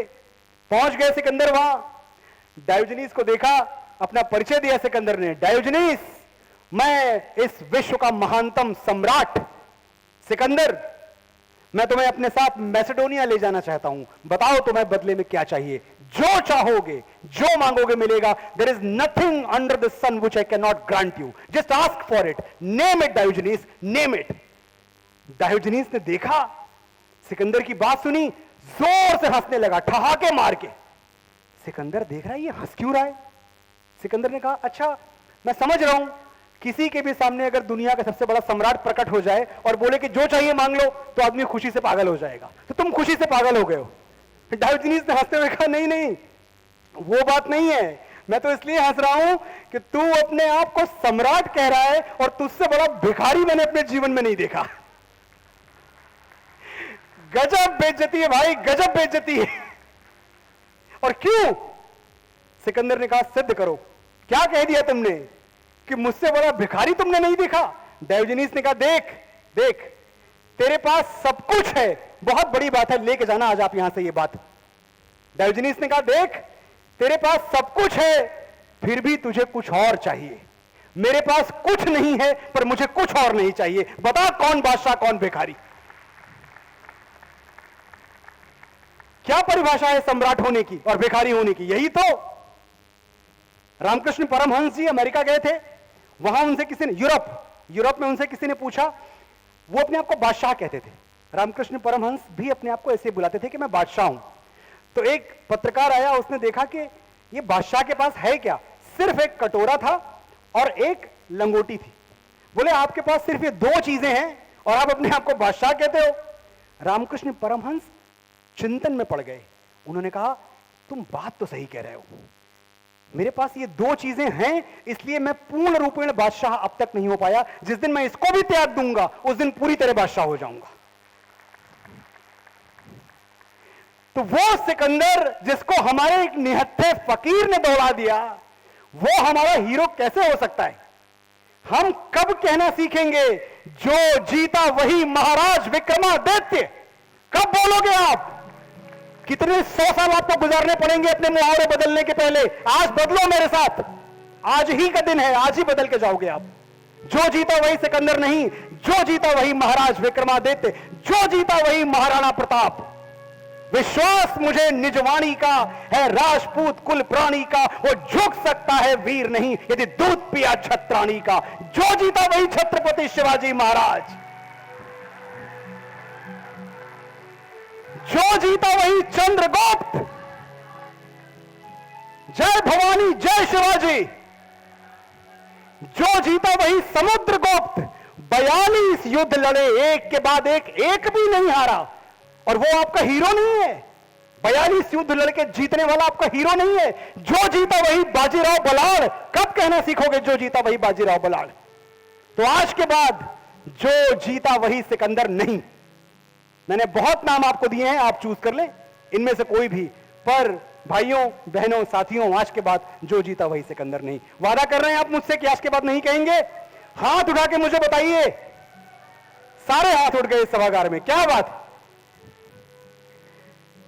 ये जब मैं बात कर रहा था आपसे सरदार भगत सिंह की, तो मुझे याद आ रहा था कि ये जो एक चीज है ना, अपने देश के लिए आकाश भर प्रेम, ये दुनिया में कहीं भी आप और चले जाएं, ये सब्जेक्ट होता है। देश प्रेम सिखाना पड़ता है बच्चों को कि भैया बैठो, पढ़ो, देखो तुम्हारे बाप दादा ने ये किया, थोड़ा इस मिट्टी से प्यार करो। अकेला देश दुनिया का भारतवर्ष है जहां वतन परस्ती, जहां हुब्बे वतनी, जहां देश प्रेम देशभक्ति सिखानी नहीं पड़ती, हम डीएनए में लेके पैदा होते हैं। अभी चाइना को भगाया, और हमें उस वक्त दुख होता है जब एक निहायत गैर जिम्मेदार राजनेता इस देश का यह कहता है कि हमारे सैनिक चाइनीज सैनिकों से पिट गए। इतनी शर्मनाक भाषा का प्रयोग किया जाता है। कैसे करता है कोई? पिट गए, हमारे सैनिक पिट गए। लेकिन मैं क्या दोष दूं? मैंने चाणक्य को पढ़ा है, आपने भी पढ़ा होगा। चाणक्य का स्टेटमेंट है, मैं कोट कर रहा हूं सीधे। आचार्य चाणक्य, विष्णुगुप्त चाणक्य ने लिखा है कि विदेशी माता से पैदा हुआ पुत्र कभी राष्ट्रभक्त नहीं हो सकता।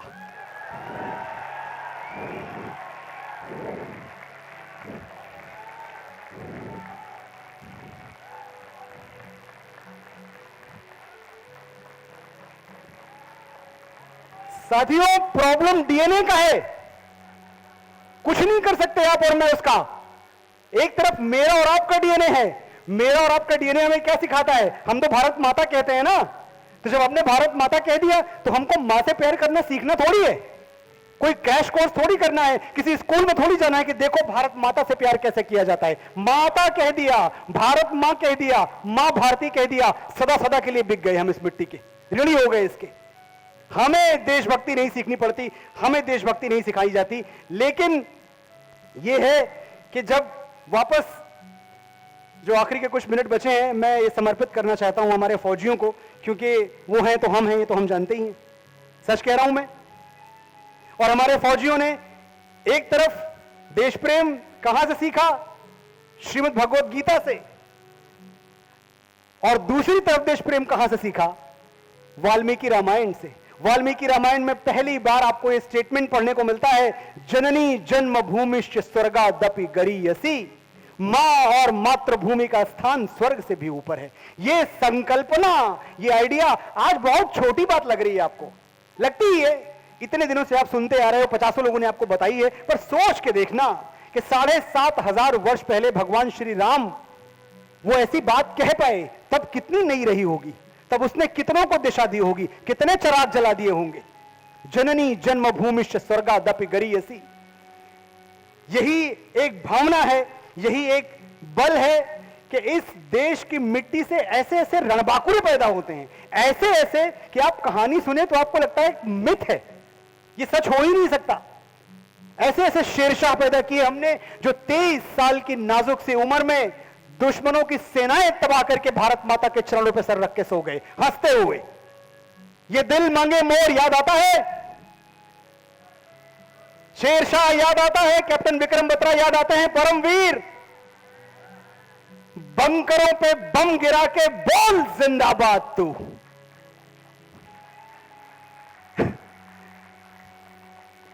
बंकरों पे बम गिरा के बोल जिंदाबाद तू, शेर शाह हरदम रहेगा सरहदों को याद तू। फूंकता जा जालिमों की बस्तियां, दुश्मनों को क्या पता है आग की औलाद तू।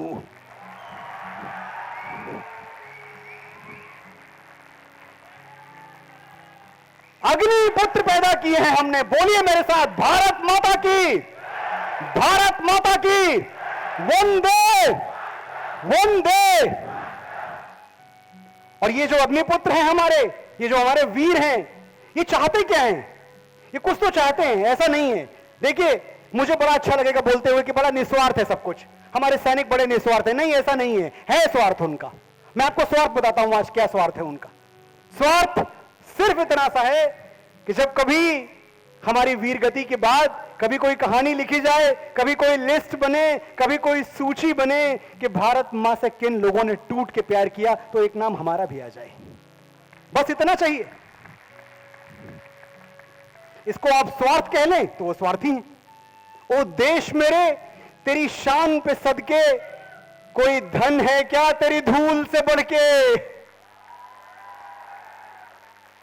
मोहन जी, ओ देश मेरे, तेरी शान पे सदके, कोई धन है क्या तेरी धूल से बढ़ के। तेरी धूप से रोशन, तेरी हवा पे जिंदा, तू बाग है मेरा, मैं तेरा परिंदा। ये अर्ज है दीवाने की, जहां भोर सुहानी देखी, एक रोज वहीं मेरी शाम हो। कभी याद करे जो जमाना, माटी पे मर मिट जाना, तो जिक्र में शामिल मेरा नाम हो।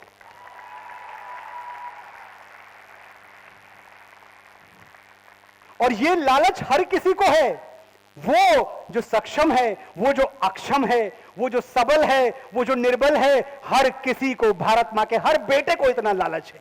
अंधा बेटा युद्ध पे चला तो न जा उसकी मां बोली। अंधा बेटा युद्ध पे चला तो न जा उसकी मां बोली। वो बोला, कम कर सकता हूं मैं भी दुश्मन की एक गोली। एक गोली तो कम कर दूंगा, कुछ और नहीं कर पाया तो इतना ही बहुत है। अंधा बेटा युद्ध पे चला तो न जा उसकी मां बोली। वो बोला, कम कर सकता हूं मैं भी दुश्मन की एक गोली। जिक्र शहीदों का हो तो क्यों उनमें मेरा नाम ना आए। देखो वीर जवानों, अपने खून पे ये इल्जाम ना आए। मां ना कहे कि मेरे बेटे वक्त पड़ा तो काम ना आए। इतना सा डर है कि कहीं ऐसा ना हो कि ये इल्जाम रह जाए और मां भारती ये कहे कि जब जरूरत पड़ी तो बेटे काम नहीं आए। इतना सा डर। बाकी तो किसी के बाप से नहीं डरते हमारे फौजी, लेकिन इतने से जरूर डरते हैं।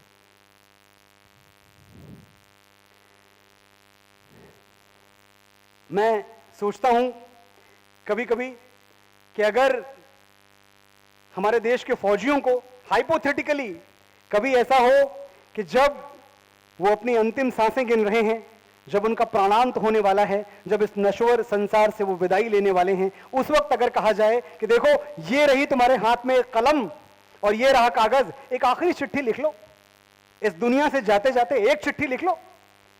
क्या लिखेंगे वो उस चिट्ठी में? मेरी कल्पना है, लेकिन मैं जानता हूं कि एक एक व्यक्ति जो यहां इस वक्त सभागार में मौजूद है, आपको लगेगा कि मेरी कल्पना सही है, क्योंकि वो कल्पना सच के बहुत करीब है।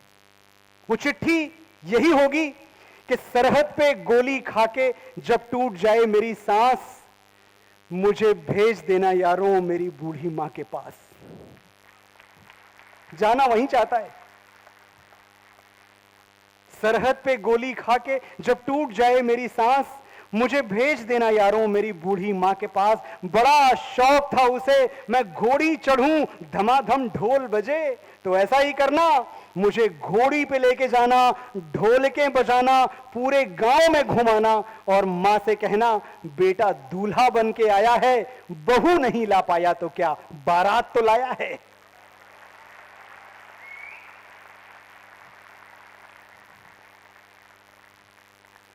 ये जो एक बात है कि मुझे अपने वतन के, अपने देश के काम आना है, ये जो डर है कि भले कच्ची उम्र में जिंदगी की शाम आ जाए, ये मुमकिन ही नहीं कि खून पे इल्जाम आ जाए। भले कच्ची उम्र में जिंदगी की शाम आ जाए, ये मुमकिन ही नहीं कि खून पे इल्जाम आ जाए। हमारे गांव में बहनें उसे राखी ना बांधेंगी, पलट के जंग से भाई अगर नाकाम आ जाए। भाई तू हार के क्यों आया, तुझे राखी कैसे बांधूं, तूने मेरी राखी को शर्मिंदा कर दिया। ऐसी तो बहनें हैं हमारे यहां। सरहद पे गोली खा के जब टूट जाए मेरी सांस, मुझे भेज देना यारों मेरी बूढ़ी माँ के पास। बड़ा शौक था उसे मैं घोड़ी चढ़ूं, धमाधम ढोल बजे तो ऐसा ही करना। मुझे घोड़ी पे लेके जाना, ढोल के बजाना, पूरे गांव में घुमाना और माँ से कहना बेटा दूल्हा बन के आया है, बहू नहीं ला पाया तो क्या बारात तो लाया है। मेरे बाबूजी उस चिट्ठी में, बाबूजी भी याद आएंगे चिट्ठी लिखते हुए। मेरे बाबूजी पुराने फौजी, बड़े मनमौजी, कहते थे बच्चे तिरंगा लहरा के आना या तिरंगे में लिपट के आना। कह देना उनसे मैंने उनकी बात रख ली, दुश्मन को पीठ नहीं दिखाई, आखिरी गोली भी सीने पे खाई।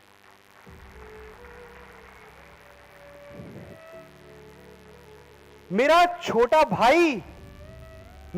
भाई, उससे पूछना क्या मेरा वादा निभाएगा। मैं सरहदों से बोल के आया था, एक बेटा जाएगा तो दूसरा आएगा।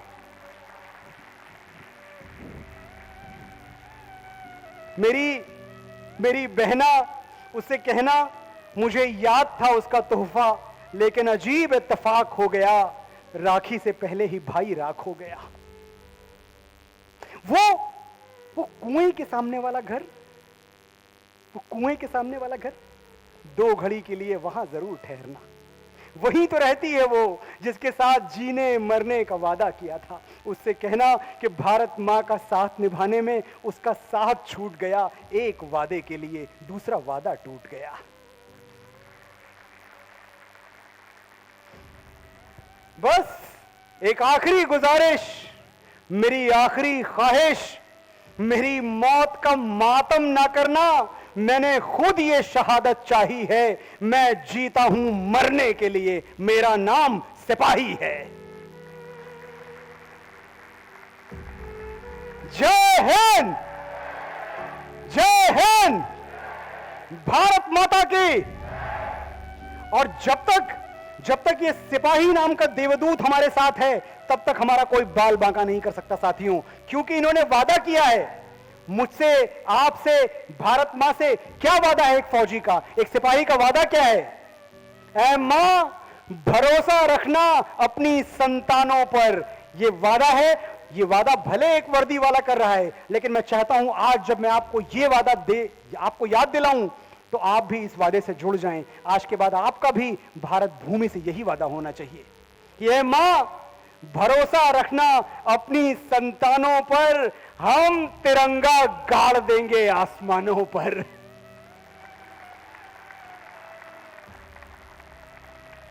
हमें कहते थे थर्ड वर्ल्ड कंट्री है, ये किस काम के हैं, इनसे क्या होगा, सपेरों का देश है।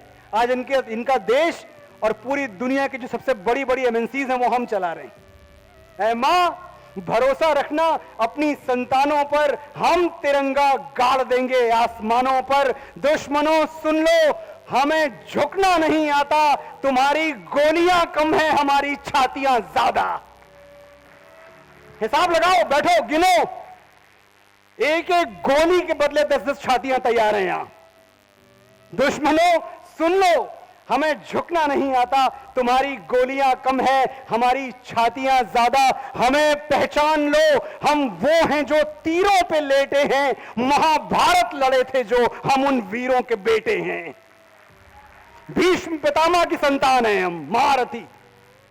हमें पहचान लो, हम वो हैं जो तीरों पे लेटे हैं, महाभारत लड़े थे जो, हम उन वीरों के बेटे हैं। शहादत जश्न दोनों एक है अपनी कहानी में, हमें वो मौत प्यारी है जो आती है जवानी में। शहादत का मातम नहीं होता हमारे यहां, शहादत जश्न दोनों एक है अपनी कहानी में, हमें वो मौत प्यारी है जो आती है जवानी में। हमारे नाम पर ढोलक बजेगी दो जहानों में, मरेंगे यूं कि हम जिंदा रहेंगे दास्तानों में। हिंदुस्तान को नाज होगा हम दीवानों पर, ऐ मां भरोसा रखना अपनी संतानों पर, हम तिरंगा गाड़ देंगे आसमानों पर।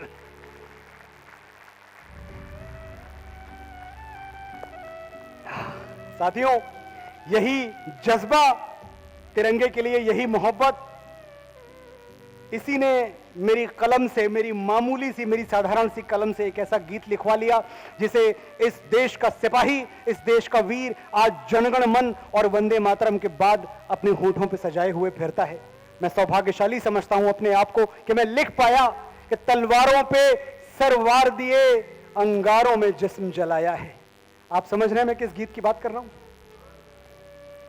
तलवारों पे सर वार दिए, अंगारों में जिस्म जलाया है, तब जाके कहीं हमने सर पे ये केसरी रंग सजाया है।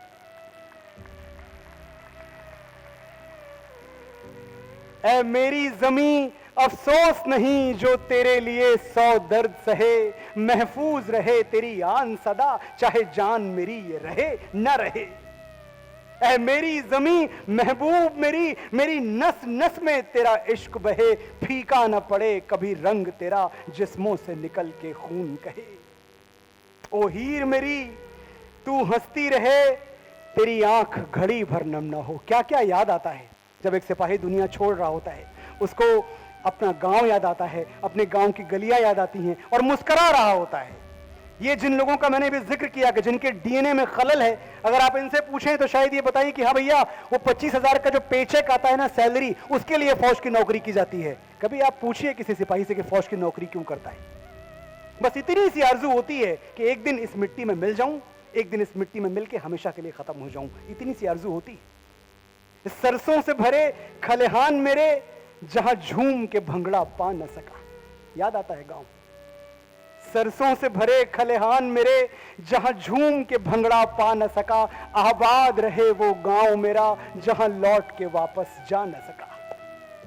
ओ वतना वे मेरे वतना वे, तेरा मेरा प्यार निराला था, कुर्बान हुआ तेरी असमत पे, मैं कितना नसीबों वाला था। वो भारत मां के लिए प्राण देते हुए जानता है कि जिंदा रहने के मौसम बहुत हैं, मगर जान देने की रुत रोज आती नहीं। पता है उसको कि जिंदा रहने के मौसम बहुत हैं, मगर जान देने की रुत रोज आती नहीं। हुस्न और इश्क दोनों को रुसवा करे, वो जवानी जो खून में नहाती नहीं। जवानी का तो काम है खून में नहाना, रक्त स्नान करना। ओ हीर मेरी तू हंसती रहे, तेरी आंख घड़ी भर नम ना हो, मैं मरता था जिस मुखड़े पे, कभी उसका उजाला कम ना हो। ओ माई मेरी क्या फिक्र तुझे, क्यों आंख से दरिया बहता है, तू कहती थी तेरा चांद हूं मैं और चांद हमेशा रहता है। बहुत बहुत आभार आपका।